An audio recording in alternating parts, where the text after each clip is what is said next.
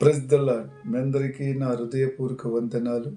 మీరందరూ సంతోషంగా ఉన్నారని ప్రభు అయిన యేసయ్య నామములో అనుదినము నూతనమైన వాగ్దానముతో మనందరము కూడా ఆయన నామమును ప్రార్థించుకుంటూ ఆ నామమును గణపరుచుకుంటూ బ్రతుకుచున్న మనమందరికీ మన ప్రభు అయిన యేసయ్య ఈ దినము మనల్ని ప్రేమించి కలువరి ప్రేమ ద్వారా ఆయన ఇచ్చినటువంటి వాగ్దానము కీర్తన గ్రంథము 37వ అధ్యాయం 5వ వచనం. నీ మార్గంలోను యెహోవాకు అప్పగింపుము, నీవు ఆయనను నమ్ముకునుము, ఆయన నీ కార్యమును నెరవేర్చును.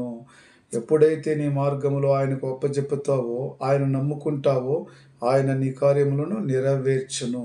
ప్రియమైన సహోదరి సహోదరులారా, ఈ దినము మనం అందరము కూడా ఎప్పుడైతే మన ప్రభావం మనకున్నట్టు బాధలు, కష్టాలు, ఇబ్బందులు అన్నీ కూడా ఎవరి దగ్గర అప్పగించాలి?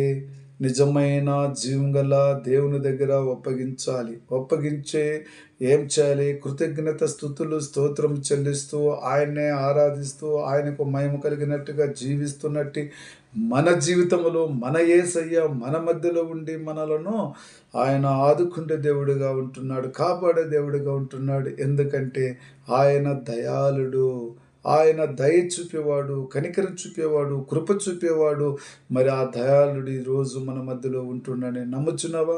నమ్మినట్లయితే నీ ప్రభువు ఖచ్చితంగా నీ కార్యమును ఆయన నెరవేర్చి నిన్ను సంతోషపరిచి ఆనందపరిచి దేవుడిగా ఉంటున్నాడు.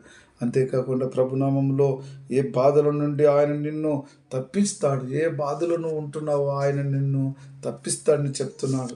దేవునితో నీవు చేసుకున్న మనవి ఆయన దయచేస్తానంటున్నాడు. దేవుడితో నువ్వు ఏ మని చేసుకున్న బిడ్డ అది ఆయన దయచేస్తారని కూడా మనకు తెలియపరుస్తున్నాడు.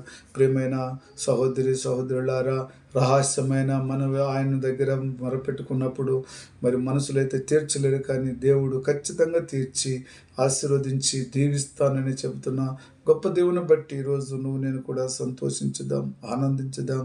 ప్రభు మరి ఎంతగానో మనం ప్రేమిస్తున్నానని నీ ప్రార్థన సఫలమగునట్టుగా ప్రభు అది నెరవేర్చేవాడుగా, కృప చూపేవాడుగా, దయ చూపేవాడుగా నీ మనవి నేను ఆలకించున్నాను కుమార్తె కుమారుడని ఆయన చెప్పుతుండగా మరి ఎవరైతే ఈ మాటలు విని మరి ఆయన అడుగుచున్నారో అడిగిన దానికంటే అధికముగా ఇచ్చి నిన్ను నీ కుటుంబాన్ని ఆశీర్వదిస్తానని చెప్తున్నాడు.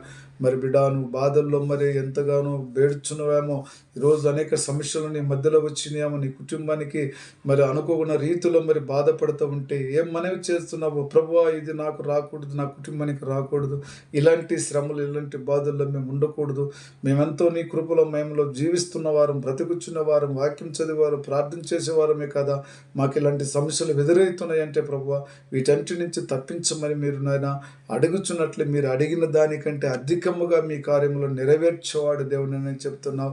మీకే మహిమ ఘనత ప్రభావం కలగాలని మరి ఈ సమయంలో చిన్న ప్రార్థన చేసుకుందాం. ప్రేమ కృప చింగల తండ్రి పరిశుద్ధుడా, నీ మార్గంలో యెహోవాకు అప్పగించినట్లయితే యెహోవే సఫలము చేసి నీ ప్రార్థనలకించి నీ కృతజ్ఞత స్తుతులు స్తోత్రం చెల్లించుండగా నీ జీవం గల దేవుడే నీ ప్రార్థనకు ప్రతిఫలం దయచేస్తారని యేసుక్రీస్తు నామములో ప్రార్థించున్నాను తండ్రి. Amen. Praise the lord. God bless you.